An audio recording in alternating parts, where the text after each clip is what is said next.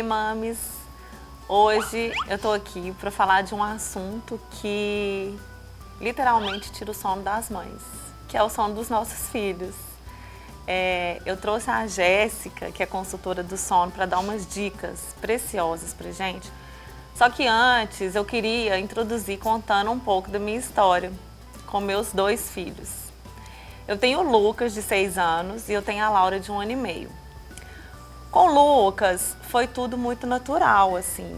Ele era um bebê que acordava de madrugada para mamar e estava tudo bem. Quando ele fez 3 meses, eu decidi tirar a mamada da madrugada e foi tranquilo também. Aí, a partir de 3 meses, ele começou a dormir a noite inteira, tudo de uma forma muito natural e sem estresse pra gente. É claro que tiveram algumas fases que ele acordava, que ele voltou a acordar de madrugada, teve a angústia da separação, ele passou por isso.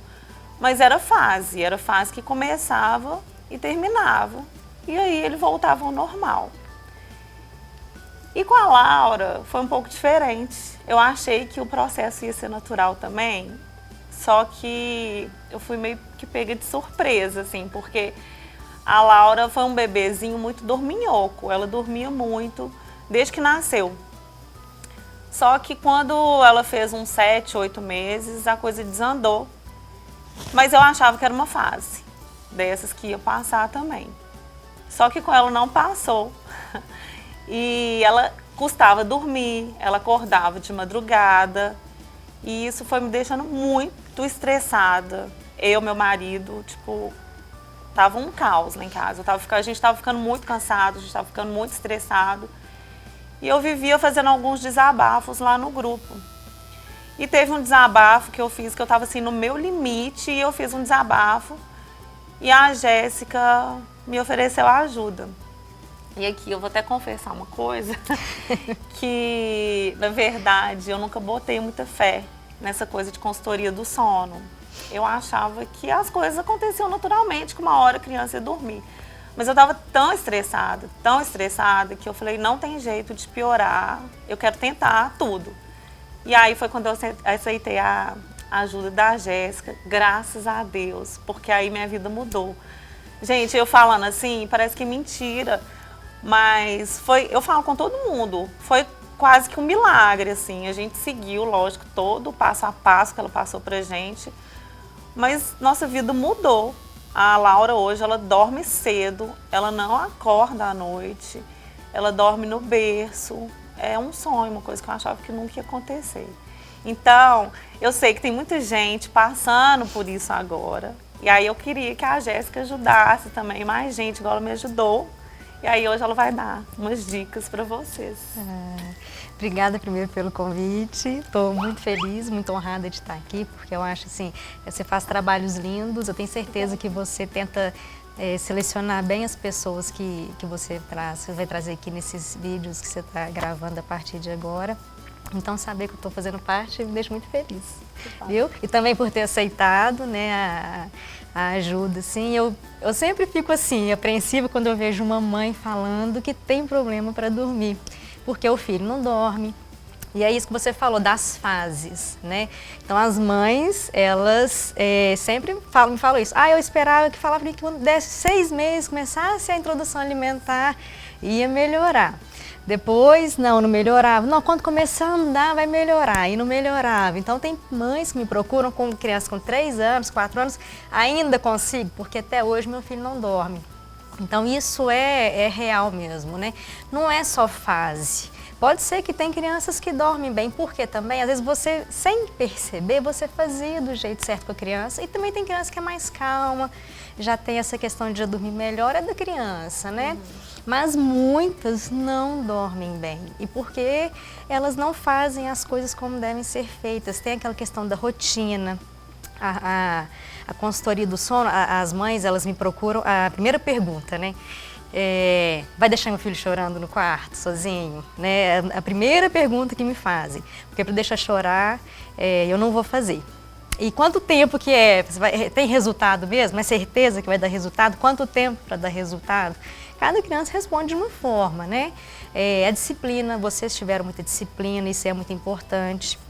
Os pais devem fazer tudo certinho, porque se não seguir aquilo ali, não é receita de bolo, né? Você vai fazer e... Ah, não, mas aí amanhã eu não vou, mas no outro dia eu volto de novo. Não, mas a rotina, ela precisa ser feita. Isso para qualquer criança. E a gente fez, viu? Eu e meu marido, a gente deixou de sair à noite, a gente deixou de ir para casa da minha mãe, para casa da minha sogra. Durante o período de adaptação, a gente fez tudo, certo? Tem pais que falam assim, eu não vou sair mais. Aí tem mãe que me liga, não, meu marido está desesperado, que não aguenta mais ficar dentro de casa. Gente, pode sair, só não pode sair no horário do soninho da criança, mas fora isso, vida normal. Você vai sair com o papai, deixa alguém que a criança já tenha a intimidade para poder, a vovó, às vezes a funcionária mesmo que já tem um convívio diário com a criança, também dá para fazer com pessoas que a criança tem convívio diário, né, que tem intimidade, aí dá para fazer, mas a criança tem que ter rotina, isso é qualquer situação, né, a rotina ela é importante mesmo para o desenvolvimento da criança. Então o trabalho de consultoria do sono, ele não é um trabalho só de método, porque as mães já chegam perguntando qual método, como é que funciona o método. Não é só o método, né, tem muito mais além disso, o método é uma parte do trabalho que é da educação do sono, então nós vamos ensinar a criança a dormir sem ajuda, porque o problema está aí, né? Um dos problemas é que a criança ela tem aquela dependência para conseguir adormecer, né? Então ela precisa ou dormir no peito, ou sendo ninada, às vezes na cama dos pais, né? No sofá da sala. Então se a criança, quando ela acorda no meio da noite, ela quer aquela mesma situação para conseguir voltar a dormir. Nossa, eu aprendi isso. Aprendi. Hoje eu não deixo a Laura dormir nem segurando minha mão mais, porque eu sei que se ela acordar, ela vai querer a mão. Vai querer a mão. Ela vai querer o carinho. Tem mãe que fica cantando, fazendo o cafuné.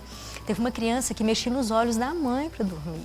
A mãe está assim, eu não aguento mais de dor nos olhos. Então, assim, a criança tem uma associação de sono que é prejudicial tanto para ela quanto para a mãe, né? Então, é uma coisa que não dá para si. Então, a gente tem que trabalhar isso, educar nessa parte de ensinar a criança a não depender de ajuda. Isso é muito bom. Imagina você, toda vez que acordar no meio da noite, precisasse de ajuda de alguém para voltar a dormir. Então, assim como a alimentação, que você tem aquele preparo, né, quando ensina a introdução alimentar, tem que começar com tais alimentos, dessa forma, você cria um ritualzinho, é o mesmo pratinho, a mesma colherzinha, no mesmo lugar, na cadeirinha, então você já vai criando aquele ritual. Por que o sono também não pode ser assim, né? Aquele ritualzinho de sono, para a criança já ir preparando, entendendo que vai dormir, isso é muito importante. E além dessa educação de sono com os métodos que a gente tem, né? Não trabalho com choro controlado, tem hoje, muitas mães, elas ainda têm a visão de consultoria do sono, que é o livro Nana Neném e a Super Nani, né? Então isso ainda está muito enraizado ainda nas mães brasileiras. Eu tenho formação internacional, é americana, então assim, eu trabalho com técnicas de diversos pediatras, e o Nana Neném eu não uso, é um livro que eu não uso. E o choro controlado que eu sei, que eu aprendi, não é o do Nana Neném, é um outro autor, e ele ainda assim sendo mais agressivo, que eu acho ele um pouco agressivo, ele ainda tem o aconchego que o Nana Neném não permite. Né? Então é um outro tipo de choro controlado, mas ainda assim eu não gosto de trabalhar com ele, eu gosto de métodos mais gentis. Então a educação de sono não é deixar a criança chorar, tá? Ela vai chorar faz parte, né? Porque ela está tendo um novo aprendizado, e quando é diferente do que ela está habituada, o choro faz parte, porque é o meio de comunicação da criança. Então não está confortável, ela vai chorar, mas ele vai ser um choro com carinho, com aconchego, né? Ou é colinho, ou é carinho, mesmo estando na cama, a mãe tá junto, você sabe disso, você viu como que é, tá junto, você conversa, a criança sabe que você tá ali o tempo todo, isso é muito importante, o afeto naquele momento, que é difícil para a criança de aprender a dormir sozinha, uma coisa que durante meses ou anos ela precisava daquela ajuda e de repente não tem mais, né? Então a mãe tá junto ali é muito importante, né? Então tem os métodos e depois tem também a parte da rotina. Tem o dia todo, então o trabalho começa assim que a criança acorda, né? Então ela tem os horários das sonequinhas, dependendo de cada idade, ela tem uma necessidade de sono que precisa ser respeitada. A criança ela tem uma necessidade maior do que a do adulto porque ela tem um metabolismo mais acelerado, ela está em fase de crescimento muito ativa. Ela cresce, desenvolve, ela ganha habilidades motoras, cognitivas, isso aí demanda muita energia da criança. Então ela tem que ter mais repouso para conseguir adquirir essas habilidades. Quando é bebezinho, às vezes a gente não percebe tanto o o problema que a privação de sono traz para a criança. Às vezes o mais que a gente tem de problema é ela está cansada, mais chorona, dá mais birra para dormir, chora mais, mas ela ainda não tem ainda a fase escolar, que a gente vai ver na prática que já vai ter um atraso. Ela vai ter mais dificuldade para desenvolver junto com os coleguinhas. Ela vai ser uma criança mais irritável, então ela é mais agressiva, porque o cansaço vai proporcionar isso à criança. Ele faz mal para a criança. A gente está cansado, mas a criança também está. Né? Eu falo muito com as mães, quando vocês virem uma mãe com um bebezinho, uma criancinha no supermercado, no fim do dia, chorando, dando birra, que a gente pensa assim, coitada dessa mãe, né? Mas vamos falar, coitada dessa criança, porque ela está cansada. Ela está assim porque ela está cansada. A birra ela vem acompanhada do cansaço, né? Então a rotina ela é importante, trabalhar o dia, facilitar o processo das sonecas, né? Respeitar essa necessidade de sono de acordo com cada idade. Então a necessidade ela vai diminuindo ao longo dos anos. Mas até 3 anos, pelo menos uma sonequinha à tarde ela é muito bem-vinda. Até 2 anos ela é imprescindível, tem que ter pelo menos uma sonequinha. Depois de 3 anos, de 2 anos em diante, ela é bem-vinda. E assim pode ser para a vida inteira, né? Enquanto tiver uma sonequinha, até na fase adulta, pós-almoço, aquela sonequinha de 30, 40 minutos, ela é saudável, ela faz bem. Né? Mal nunca faz. Tem também a parte do desmame, então tem mãe que me procura, mas umas já desmamaram porque achavam que a culpa era da amamentação. Né? A amamentação, coitada da amamentação. Né? Ela é super inocente nessa história. A forma como a gente usa ela às vezes que é o problema. Você usa a amamentação para a criança dormir. A mãe que provoca isso na criança, ela ensina a criança a dormir daquela forma. Então não é que ela quer o peito dormir, porque ela só sabe dormir daquela forma. Então a gente fazer o desmame noturno não significa que a gente tem que fazer o desmame diurno. Ele pode continuar normal e livre demanda, enquanto a criança quiser mamando. Então vamos, eu fui até agora, até 2 anos e 5 meses, foi quando eu encerrei meu período com o meu segundo. E foi assim, ele dormindo a noite inteira, porque depois do 6º mês a criança não precisa mais alimentar à noite, né? Só durante o dia mesmo que a alimentação ela é muito importante. Então a gente pode fazer o desmame gentil, gradual, aos pouquinhos a gente vai tirando a mamada, mas a alimentação a gente não tira ela por completo, não há necessidade. Umas já entram com mamadeira, porque acho que é fome, né? Muito dos problemas. Meu filho está acordando porque está com fome, porque ele acorda pedindo mamadeira. Mas você ensinou a ele a voltar a dormir quando ele receber a mamadeira. Então, são associações de sono que a gente tem que estar tirando. Né? Então, falei dos métodos, da questão do desmame, a rotina, e agora vem o sol também, que eu acho que é muito importante. Né? Tem mães que eu sei que trabalham o dia todo, é meio complicado, às vezes a criança está na escolinha o dia todo, mas lá eu acredito que lá tem os horários que tem contato com o sol. Mas se você tem um filho em casa, cuida do filho, saia com o filho, né? Tenha contato diário com o sol. É 15, 20 minutinhos, não precisa muita coisa, mas uma vez de manhã, antes das 10 da manhã, uma após as 4 da tarde, né? O contato com o sol ajuda a produzir melatonina, né? O hormônio do sono. Então a criança, quando ela tem contato com o sol durante o dia, ela pode dormir melhor à noite. É um dos fatores que nos ajuda a fazer a criança dormir melhor à noite. É o banhozinho de sol, né? Tem alguma coisa que você quer estar acrescentando? Não, sabe uma coisa que eu acho legal? Que eu aprendi com você, que eu nunca imaginava, a coisa do escuro.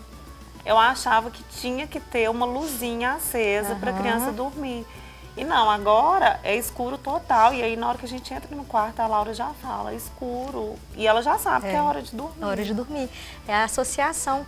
A gente tira a associação ruim e coloca uma boa. Mas tem que ser escuro. Tem que ter.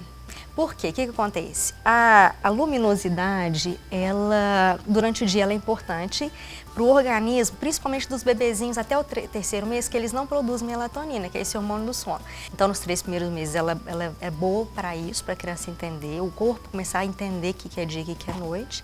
Depois, quando passa dessa fase dos 3 meses, aí o 4º, 5º mês, a criança já começa a produzir melatonina. Aí, o que vai ser importante aí? É do corpo começar a produzir melatonina. Então, o contato com o sol durante o dia e mais a ausência do sol à noite está mandando informação. Agora é noite, é hora de produzir melatonina, é hora de dormir. Se a criança tem um contato com aquela luz durante a noite, o que está mandando informação para ela? Que ainda é dia, ainda tem sol. Não produz melatonina, a criança não vai ter a quantidade de hormônio dentro do organismo para mantê-la dormindo a noite toda. Entendi. E muitas deixam, né, a luz do corredor, mas a porta fica só um pouquinho aberta, fica bem escurinho, mas a criança está vendo. Ou é uma luzinha na parede, né? Então é breu mesmo. E bebezinho não tem medo de escuro, né? A gente começa a ter medo de escuro depois de 3 anos, que começa a descobrir que o lobo mau existe. Aí começa a vir os medos, mas a gente faz um trabalho em cima desses medos também. Então a ausência ela é importante nesse ponto, dessa ausência de luz. Entendi. Então é isso, gente. Eu acho que as dicas vão servir para todo mundo, como serviram para mim também. E agora deixa eu fazer minha propaganda aqui, porque a Jéssica tá lá na Vitrine Mames. Se você ainda não conhece a Vitrine Mames, é uma plataforma para as mães empreendedoras colocarem lá os seus serviços, seus produtos. Então acessa lá que tem todas as informações do serviço da Jéssica. O site é www.vitrinemames.com.br, tá bom? Mesmo. Então, um beijo. Tchau, gente. Obrigada, obrigada.